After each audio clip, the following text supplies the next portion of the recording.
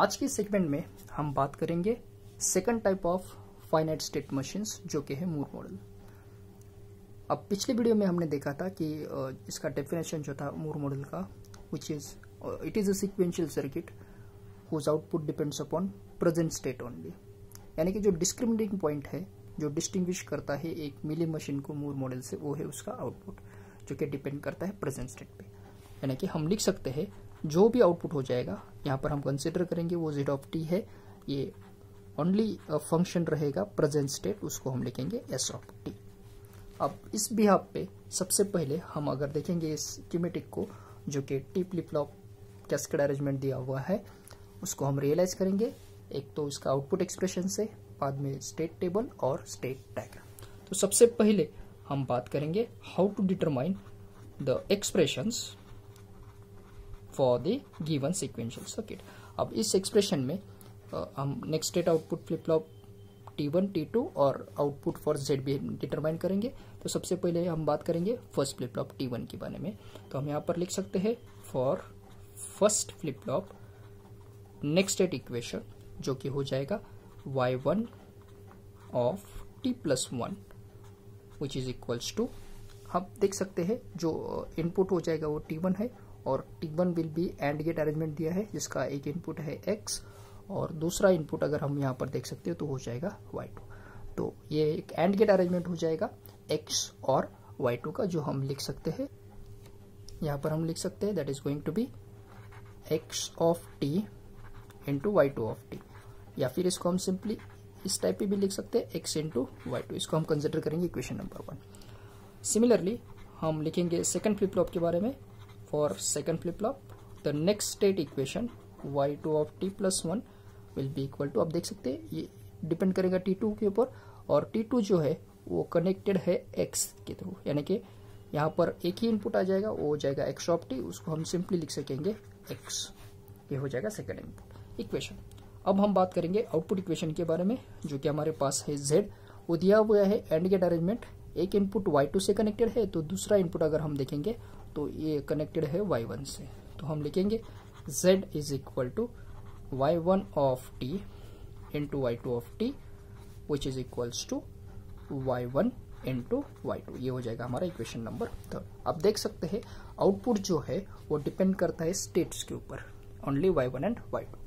हालांकि पिछली वीडियो में हमने देखा था मिली सीक्वेंशियल सर्किट के बारे में जहां पर क्या आउटपुट जो डिपेंड करता था स्टेट और इनपुट के। तो ये हो जाएगा हमारा एक्सप्रेशन। अब हम जाएंगे नेक्स्ट स्टेट इक्वेशन के लिए। अब नेक्स्ट स्टेट इक्वेशन जो है टी फ्लिप फ्लॉप का, जो we all aware about that, we can write next state equation for T flip flop is, जो कुछ इस तरह से हो सकता है Qn+1 is equal to T into Qn bar plus T bar into Qn। अभी क्यों लगेगा, क्योंकि डायरेक्टली इनपुट जो है वो आउटपुट को कनेक्ट नहीं हो सकता, because here we are dealing with T flip flop और उसका ट्रूथ टेबल भी अलग है। अगर यहाँ पर डी फ्लिप फ्लॉप होता तो सिंपली हम जो इनपुट है वो आउटपुट को कनेक्ट कर सकते थे, लेकिन टी फ्लिप फ्लॉप है तो उसका कैरेक्टरिस्टिक्स इक्वेशन हमें डील करना पड़ेगा जो है T Qn bar plus T bar into Qn। अब हर एक फ्लिप फ्लॉप के लिए हम नेक्स्ट स्टेट इक्वेशन डिटरमाइन करेंगे जो कि फर्स्ट फ्लिप फ्लॉप के लिए हमारे पास है y1 of t+1 is equal to, अब यहाँ पर देख सकते हैं फर्स्ट फ्लिप फ्लॉप है तो हम लिखेंगे T1 इंटू Q1 बार plus T1 bar into Q1। अब हम लिखेंगे जो T1 और T2 हमारे पास अवेलेबल है उसका इनपुट्स, और इसको अगर हम प्रॉपर्ली रियलाइज करेंगे तो एक XOR गेट भी है तो हम इसको इस तरह से भी लिख सकते हैं T1 XOR विथ Q1, यानी कि Y1 भी आ सकता है। तो ये इक्वेशन हो जाएगा T1 जो है वो इनपुट हमारे पास अवेलेबल है वो कुछ इस तरह से है X इंटू Y2 और जो फर्स्ट फ्लिप फ्लॉप का प्रेजेंट स्टेट है वो है हमारे पास Y1। तो ये आ सकता है next state equation for first flip flop. ये जो हमने इक्वेशन लिया था वो था ओनली T1 के लिए और सिमिलरली ये था हमारा T2 के लिए। हालांकि जो नेक्स्ट स्टेट इक्वेशन है हम इस तरह से लिख सकते हैं XY2 XOR with Y1। Similarly अगर हम बात करेंगे सेकंड फ्लिप फ्लॉप के बारे में तो हम लिखेंगे Y2 is equals to T2 XOR with Q2, वो हो जाएगा T2 इज इक्वल्स टू हमारे पास है X और इसका जो प्रेजेंट स्टेट है वो हो जाएगा Y2। तो ये हो सकता है हमारा next state equation for second flip flop. अब हमारे पास y1 भी अवेलेबल है और y2 भी अवेलेबल है। हम बात करेंगे z, जो कि हमारे पास वैसा ही अवेलेबल है। z इज इक्वल्स टू है product of present states y1 and y2। अब ये 3 इक्वेशन पे बेस्ड हम डिटरमाइन करेंगे इसका state table. Now in order to determine the state table, जो मेथोडोलॉजी है वो तो सेम ही रहेगा। एक तो हमें प्रेजेंट स्टेट लगेगा, बाद में नेक्स्ट स्टेट और आउटपुट। तो सबसे पहले हम लेंगे प्रेजेंट स्टेट। 2 फ्लिप फ्लॉप्स है तो इसका आ जाएगा y1 और y2। नेक्स्ट स्टेट का अगर हम बात करेंगे तो नेक्स्ट स्टेट y1 और y2 जो है आप देख सकते हैं ये x के ऊपर डिपेंड कर रहा है, तो उसके 2 पॉसिबिलिटीज है। एक तो x0 या फिर x is equals to 1। In both the cases we should determine the terms. Similarly अगर हम बात करेंगे आउटपुट के बारे में, आउटपुट जो है वो डिपेंड कर रहा है प्रेजेंट स्टेट्स के ऊपर, यानी कि irrespective of x we should write only one term that is going to be R से। अब ये जो कॉम्बिनेशन है वो 2 इनपुट का है तो 4 कॉम्बिनेशन आ जाएगा, तो हो जाएगा 1 0 और 1 1। अब हम डिटरमाइन करेंगे फर्स्ट कॉम्बिनेशन x0 के लिए y1 और y2। अब x0 के लिए अगर मैं यहाँ पर बात करता हूँ, आप देख सकते हैं x0 यानी कि फर्स्ट प्रोडक्ट टर्म जो है वो हो जाएगा 0 which is XORed with y1। अब y1 का फर्स्ट कॉम्बिनेशन में हमारे पास वो 0 है तो 0 XORed विथ 0 हो जाएगा 0। नेक्स्ट कॉम्बिनेशन में भी 0 है तो ये 0 हो जाएगा। थर्ड कॉम्बिनेशन में 1 है तो 0 XORed विथ 1 हो जाएगा 1, देन 1 XORed विथ 0 अगेन हो जाएगा 1। तो ये हो गया y1 के लिए। y2 के लिए अगर हम बात करेंगे तो y2 दिया है x XORed विथ y2। अब फर्स्ट कॉम्बिनेशन में x तो 0 है तो 0 अगेन XORed विथ y2। आप देख सकते हैं पहले कॉम्बिनेशन के लिए जो y2 है वो 0 है तो ये हो जाएगा 0। नेक्स्ट के लिए 1 है तो 0 XORed विथ 1 तो हो जाएगा 1, देन अगेन 0 है तो ये 0 रहेगा, और 1 है तो 1 XORed 0 हो जाएगा 1। तो नेक्स्ट स्टेट y2 का आ गया 0 1 0 1।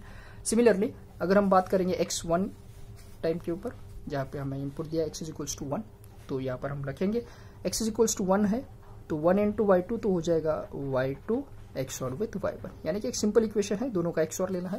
अब देख सकते हैं 0 XORed विथ 0, ये हो गया 0, ये हो गया 1, ये 1 हो जाएगा और ये हो जाएगा 0। हमारा XOR का प्रॉपर्टी है when both the inputs are same output will be 0। Similarly y2 is equals to दिया है x XORed विथ y2। अब x इज इक्वल्स टू 1 है तो 1 XORed विथ y2 आ जाएगा।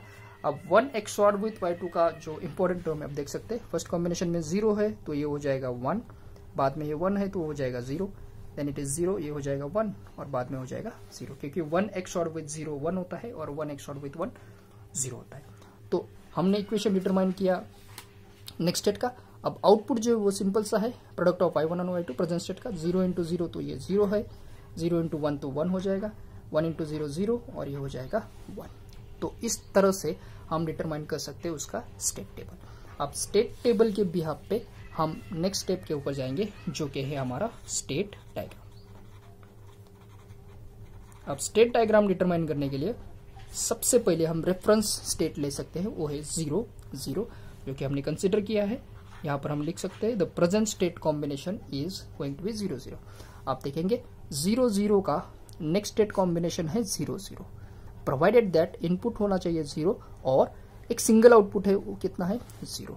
अब आउटपुट का प्रेजेंट इनपुट के ऊपर कोई भी डिपेंडेंसी नहीं है, because output is a function of present state only. तो इसको हम लिख सकते हैं 0 0 नेक्स्ट स्टेट 0 0 हो सकता है। मैं कुछ इस तरह से इसको डिटरमाइन करूंगा 0 0 next state is 0 0 provided that input is 0 और उसका करस्पॉन्डिंग आउटपुट जो है वो 0 है। अब ये जो डिटरमाइन करेगा, ये नीचे वाला टर्म जो हो जाएगा वो हो जाएगा आउटपुट, ये है स्टेट और ये हो जाएगा हमारा इनपुट, यानी कि there is no relationship between output and input. Output is a function of present state, तो इस तरह से हम उसको डिटरमाइन कर सकते हैं। अब हम नेक्स्ट स्टेप के ऊपर जाएंगे 0 0 नेक्स्ट स्टेट है 0 1 प्रोवाइडेड दैट इनपुट 1 होना चाहिए, तो हम डिटरमाइन करेंगे इसको 0 0 नेक्स्ट स्टेट इज 0 1। अब 0 1 का अगर हम बात करेंगे तो 0 1 स्टेट के लिए आउटपुट फिक्स्ड है, वो हो जाएगा 1, यानी कि इस स्टेट का आउटपुट जो है वो है fixed which is going to be 1 and this condition will be when input is 1। अब 0 1 का भी दो स्टेट्स हमारे पास है 0 1 और 1 0। 0 1 का नेक्स्ट स्टेट अगर हम देखेंगे तो वो 0 1 हो जाएगा, प्रोवाइडेड दैट कंडीशन हो जाना चाहिए input as 0. So 0 1's next state will be 0 1 provided that input is 0. And second condition, when input is 1 its next state will be 1 0. तो हम यहाँ पर दिखाएंगे नेक्स्ट स्टेट 1 0 को और ये स्विच करेगा 0 1 से लेके 1 0 तक प्रोवाइडेड दैट इनपुट इज 1. अब 1 0 जो स्टेट है उसका आउटपुट फिक्स्ड है, वो हो जाएगा 0. तो यहाँ पर हम नीचे लिख सकते हैं, इसी नीचे यहाँ पर हो जाएगा ये 0. इसके बाद हम बात करेंगे 1 0 का. अब 1 0 का भी 2 स्टेट्स है, एक तो खुद 1 0 या फिर 1 1. अब 1 0 का नेक्स्ट स्टेट 1 0 है प्रोवाइडेड दैट इनपुट 0 हो जाना चाहिए. तो हम इसको लिखेंगे इनपुट 0. अगर इनपुट 1 है तो वो स्विच करेगा 1 1 की तरफ, यानी कि एक और नोड हम ऐड कर सकते हैं 1 1 provided that input should be 1. अगर हम बात करेंगे 1 1 का तो उसका आउटपुट फिक्स्ड है विच इज 1. तो यहाँ पर हम डिनोट करेंगे 1 1 नोड का आउटपुट फिक्स्ड है 1. अब 1 1 का नेक्स्ट स्टेट कॉम्बिनेशन 1 1 है प्रोवाइडेड दैट इनपुट 0 हो जाना चाहिए. तो 1 1 का कॉम्बिनेशन नेक्स्ट स्टेट है 0 1 1 प्रोवाइडेड दैट इनपुट 1 0 और इनपुट 1 अगर है तो ये हो जाएगा 0 0 की तरफ. तो 1 1 से ये स्विच करेगा 0 0 की तरफ provided that input is 1. So ये हो जाएगा state diagram of the given sequential circuit. आप देख सकते हैं डिफरेंस बिटवीन मिली और Moore sequential circuit as output is not a function of input, it is entirely depends upon state. So in this way you can solve the examples that are asked on Moore sequential circuit. Thank you very much.